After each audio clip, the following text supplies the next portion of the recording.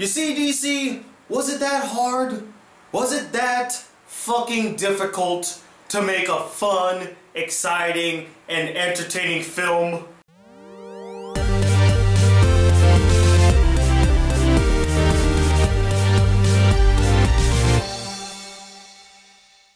Hey guys, the Black Critic Guy, here today to review the much anticipated DC team-up film, Justice League. So the basic gist of Justice League is, with an impending threat on the horizon, Batman and Wonder Woman set out to find other heroes, particularly Aquaman, the Flash, and Cyborg, to take down this threat together. So after a, how do I want to put this, tumultuous start, with the somewhat decent but really not all that great when you look back at it Man of Steel, it was truly meh. To the epic disaster and failure that was Batman v Superman: Dawn of Justice, which caused a huge schism amongst fans, critics, and audiences alike, to the incoherent mess known as Suicide Squad, which only served to make the schism even wider, to the somewhat decent, kind of similar to Man of Steel, but not all that great in my personal opinion, Wonder Woman. Here we are finally with the Justice League film. And I just want to state this for the record. Although I do not fully agree with the main populace when it comes to Wonder Woman and everyone thinking that it's the best DCEU film so far, I thought, again, it's more in line with Man of Steel. It basically does a lot of things that Man of Steel did, while also making the same mistakes as Man of Steel, as well as many of the mistakes and criticisms that I had for the other DCEU films.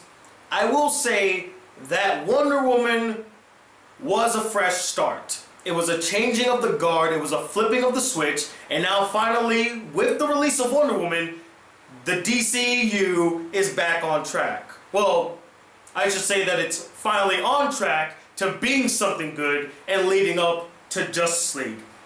And they bet hard for this film to succeed. They put their chips all in.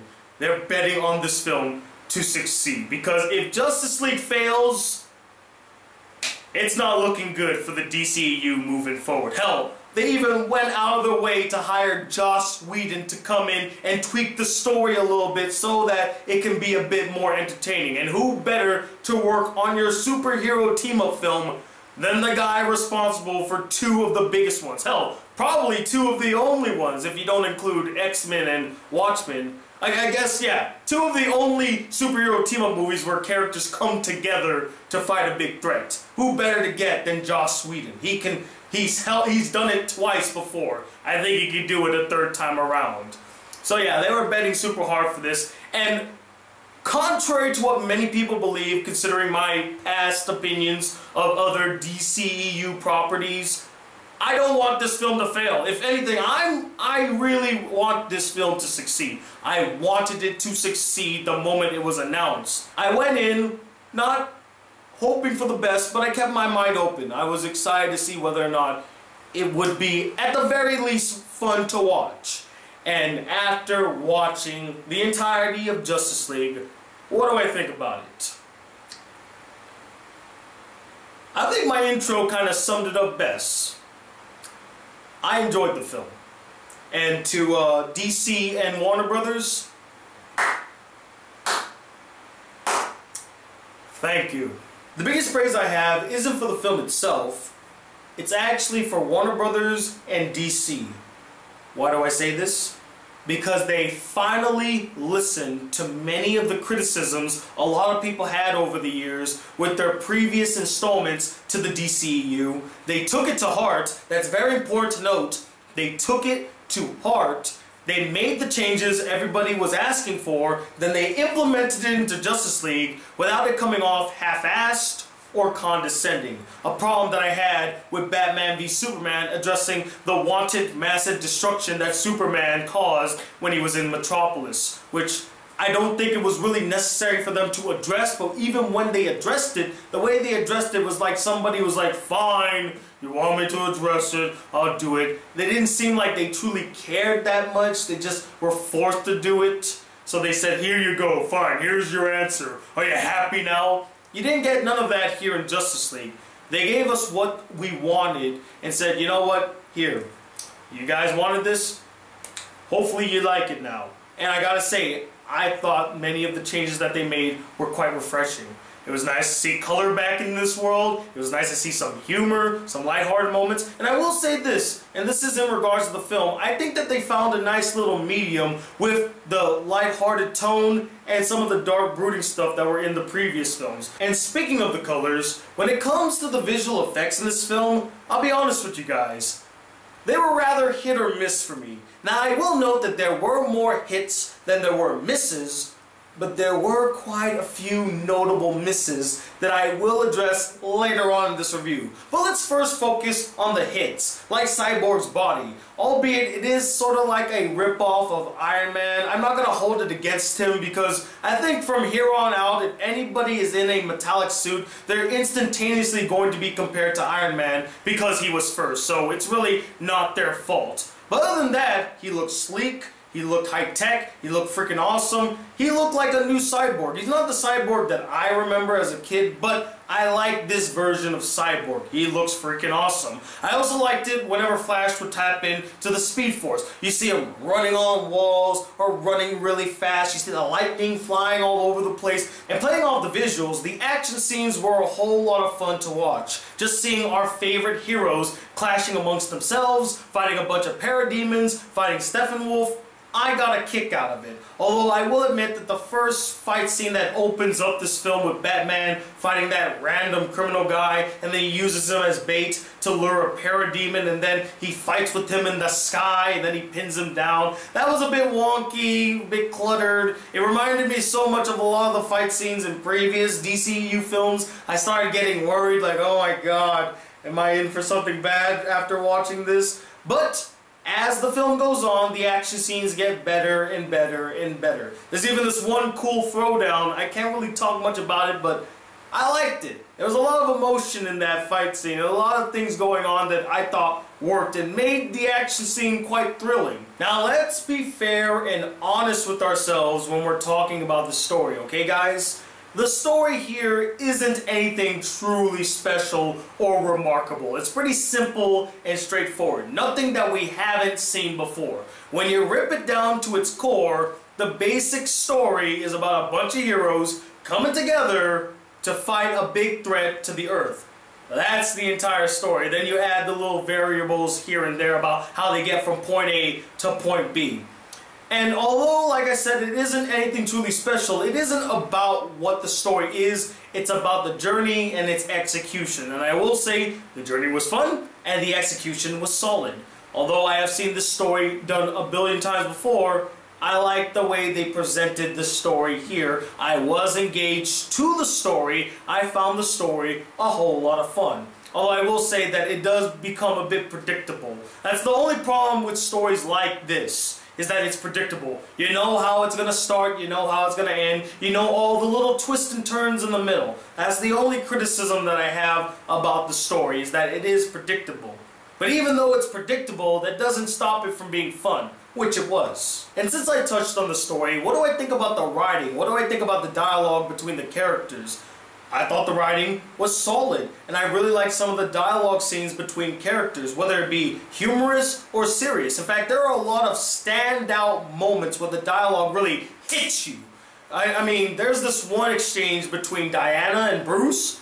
That, in my opinion, was the best dramatic scene in the entire film. It hit all the right notes. But I think for me, the humorous and witty dialogue and exchanges resonated with me much more than the dramatic ones. Not to say that the dramatic ones were bad in any way or unnecessary. They did serve a purpose in the story with the characters and helped to create a strong bond and chemistry with these characters. But if I were to choose between the two, I prefer the humorous, witty dialogue, as I thoroughly enjoyed those, and I was surprised at how some of them also helped to build bonds and chemistry among the characters. Like, especially a scene with Barry and Cyborg. I really liked the bond that these two had. And whenever you would see, honestly, Barry on screen, you're almost guaranteed a funny exchange with another character. And I guess with that said, let's touch upon the acting and characters. Now, the acting is solid except for one performance that I'm still on the fence with, as I didn't find the performance all that good, but it also wasn't god-awful terrible, like, oh my god, why did they cast this person to play this role? The person did well, it's just they could have done a little better. They could have convinced me a little bit more that they were this character, and I'm really worried because this character will have their very own film coming soon, and I'm like, ooh, I'll hope that person can really pull it off. But besides that one performance, everybody else did a fantastic job. They embodied their characters, they captured the wit, the humor, the drama, the heart of all of their characters, especially this one character who hasn't really been acting like their established character, but this film finally rectified it, and I salute you, film. I salute you. That almost made me tear up, guys. I'll talk about it in a separate video, but there's a moment where I'm like, thank you. Thank you. There that character is. There's that character. Where have you been? Where have you been? But the scenes still are here. The standout performance everyone's going to be talking about once they leave the theater. In fact, not only the most standout performance in the film, but also the most standout character is Ezra Miller as Barry Allen, aka The Flash. Dude, this guy killed it. He nailed Barry Allen. From his mannerisms, his awkwardness, his humor, even the sentimental, heartfelt moments where he's talking to his father, he nailed every single bit. And I already thought that Ezra Miller was a fantastic actor. If you have not seen We Need to Talk About Kevin, you truly do not know how incredible of an actor Ezra Miller truly is. He brought his A game in that film, and he definitely brought his A game in this film. In fact, after seeing his performance in Justice League, I'm even more excited to see his standalone film, because I truly think that he could bring something special to the role. He could carry his own film, and it will be a success once they find a competent director and probably work a little bit on the script, because, I mean, having Seth Grahame-Smith working on it, I'm worried about it. And I know, speaking about being worried, a lot of people were worried about this portrayal of Barry Allen because there's already a TV version of him, and the guy who portrays the TV version does an incredible job playing Barry Allen, so a lot of people were afraid if they could differentiate between the two. Will they be different? And I'm here to tell you all that they are very different. Both actors approach this character very differently. I do feel like Ezra Miller decided to make Barry Allen more of a loner, not much of a social person, whereas the TV version of Allen is more sociable, more approachable. I think second to The Flash, the other standout character that truly surprised me was Cyborg. Now, when we first saw Cyborg, I thought he was just going to be this emotional guy that's always like speaking so seriously. Oh guys, you gotta listen to me. But there's actually a bit of humor to the character too. Not as much as the TV version or other versions of Cyborg, but I mean, with all that he's been through, it's understandable why he doesn't crack a lot of jokes and why he's kind of confused about his place in the world and what he can bring to the world. I wish that they did his own solo movie before they brought him into this, because I think he does have the potential for a really good solo film, where he's dealing with being half man, half machine, his moralities and all that stuff. There's a lot of interesting facets that they actually address in Justice League that could have been its own film itself. So, you know what, Ray Fisher, I'm going to give you the benefit of the doubt, and I am looking forward to your solo film now. I guess that's the one thing I can praise about Justice League 2, is that they kind of get me excited for all of the solo films going forward, except one of them. We'll get to that one later. I did like the development between Batman and Wonder Woman. I feel like their relationship is getting further, it's getting stronger, they're trusting each other. I wish there was a bit more sparks flying between them. There's not a lot of romance in the air between these two characters. And I'm really pushing for a Bruce Wayne-Diana relationship. But as much as I thoroughly enjoyed watching Justice League, I do have a couple valid criticisms about the film. The biggest problem that I found with the film, and I think a lot of people agree with me on this, was the inconsistency throughout the film. They really retcon a lot of things from the previous films. Like, they just kind of either swept it under the rug or they did revisionist history with it. That made me go, wait a minute, that's not how that happened. Wait, how did this happen? I think the one that I will tell you right now is that they really glorified Superman in this film as this beacon of hope, when he was never like that in both Man of Steel or Batman v Superman. I'm sorry, I don't see this beacon of hope that you guys are speaking about. They really go out of their way to say, oh man, Superman, oh, what a loss. He was such a treasure to mankind. We've lost a true hero today. Did we really? I mean, did you guys forget what he did to Metropolis that one time? Did you forget? Did you forget that? Did you forget all the times that he just didn't really care that much and just felt like everything he had to do was a task?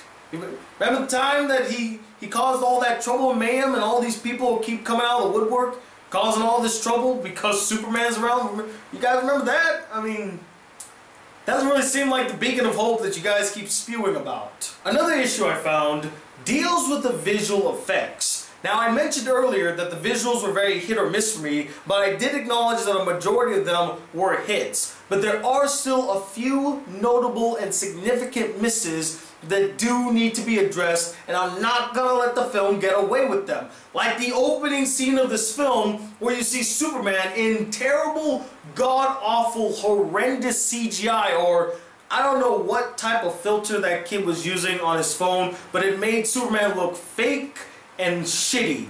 Very aesthetically unpleasing. But the biggest sin that this kid commits is that he walks up to Superman and records him on his phone vertically, like this. Hey Superman, can you tell us what you think about mankind? What's the thing that you love most about this world? And he doesn't finish that sentence. I mean, seriously, kid, would it kill you to just take it like this, right? Let's just go ahead. Oh, there you go. Now we get a full screen instead of that shitty quality vertical screen where there's so much space on the left and right side. Terrible way to open up the film. That's just, don't ever add vertical screens to a blockbuster film. It's bad. Aesthetically, it looks awful. Everyone agrees with that. And that's not even talking about how Superman looked in that scene. And speaking of that horrendous opening, another major issue with this film is its first act, as it comes off very jumbled, clunky. The editing is god-awful. The pacing is not on par. It feels like they were cramming a lot into the first act instead of spreading it out evenly. It was just a really bad start to the film, but it does get better as it progresses. But that first act did not really put me at ease. It made me scared that this film was going to turn out to be bad. Once again, I mentioned earlier that there was one particular performance in the film that I'm on the fence with. And that performance was Jason Momoa's. Now, I don't think his performance was god-awful, but I also think that he was the weakest compared to everybody else. And his character really felt like the odd man out, because everyone else contributes something to the team. But what does Aquaman contribute to this team? Honestly, think about it. What did he contribute to the team besides being the muscle? Nothing. You could have replaced him with you could have replaced him with a Green Lantern and it would have been fine. I'm not trying to hate on Aquaman here. I think that what they did, revamping the character with Jason Momoa, the badass himself, Khal Drogo, I thought that was a great choice. But I thought his character would have more to do in this film. I thought he was going to contribute more. Really, all he does is he goes around and kicks ass and takes names and kind of spews out some quippy one-liners now and again, or he'll try to say a quippy one-liner, but it just doesn't come off as a quippy one-liner. And this whole thing with his relationship with Atlantis, skip. We can save that for the movie. We really did not need to discuss that. Even the way that he comes to the team felt very forced and unnatural, like, oh, well, they did this one thing, so now I'm gonna join you guys. We're a team, haha. And I'm just like, no, dude. Everyone else had a reason to join. You can make an argument that Barry didn't really have a reason, but his reason was he wanted friends. He was giving it out, and now he has friends, you know? Even freaking Cyborg had a reason. The final issue I found with Justice League is with the main antagonist, Steppenwolf. He's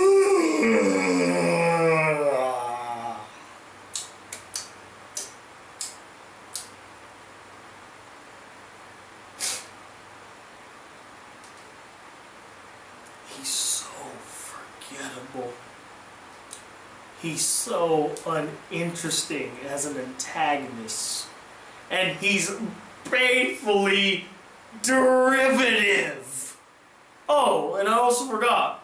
Boring! He's just your generic, cliche, dull, unoriginal, run-of-the-mill, stereotypical bad guy out to destroy the world with his weapon of mass destruction and his army of faceless warriors out to fight the protagonists with no moral qualms to them whatsoever, because they're basically faceless bad guys that you could kill with ease because they have no souls. They're parademons. You honestly could switch the parademons with the Chitauri or the little blob things from Suicide Squad, and I wouldn't even know the difference. I wouldn't be able to tell the difference. They're all the same to me. The only interesting thing about the parademons is that they could sense fear, which plays a role later on in the climax, but other than that, they're just Chitauri slash Blob Monsters 2.0. And I thought it was going to be more of a challenge to face off against Steppenwolf. You know, he's this powerful being that went to war with Amazons and Atlanteans and other sorts of beings. The gods came down to fight him. I mean, I thought, okay, well, he's going to be a massive threat to the world. The Justice League are going to have a real problem fighting him. Nope. They kind of handled him with ease. I was quite stunned by this. I thought the fight was going to be a bit more epic, and nope. Just, you know, they use a cheat code and then boom, Steppenwolf's defeated. How fun! But overall, guys, despite its many flaws and shortcomings, I still really enjoyed watching Justice League, and hell, I wouldn't mind watching it again. That's how much fun I had with the film.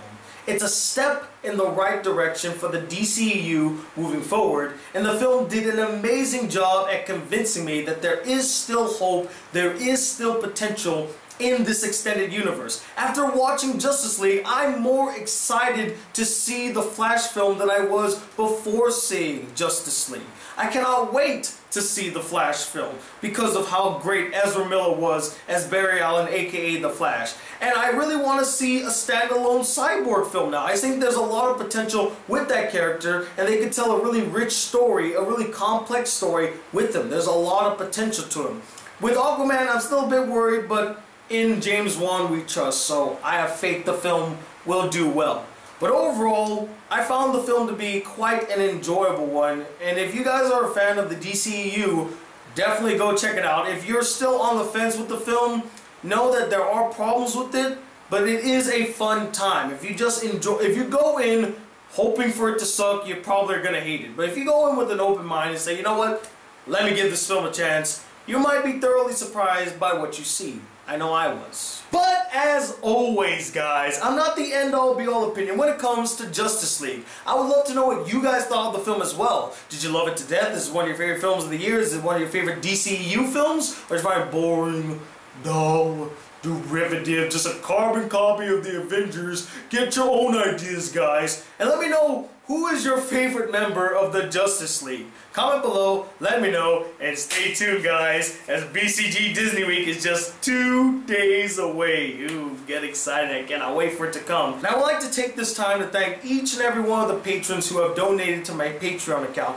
I truly appreciate your support. It helps to keep the channel afloat, and if you'd like to support this channel even more, consider donating to my Patreon account. There's a link in the description, and if you donate to my Patreon account, you will be getting the BCG Disney Week videos 1 day in advance before they're released on my channel. So that's an added incentive, I can't say that word for something, added incentive to donate to my Patreon account. You get videos 1 day before they come out. So with all that said, guys, if you'd like to see more videos of this channel, be a part of the Black Critic group, please hit the subscribe button below, like this video if you really enjoyed it, and I'm talking about a second, The Dark Knight, joining as the Black Critic Guy. Till then, peace, you two.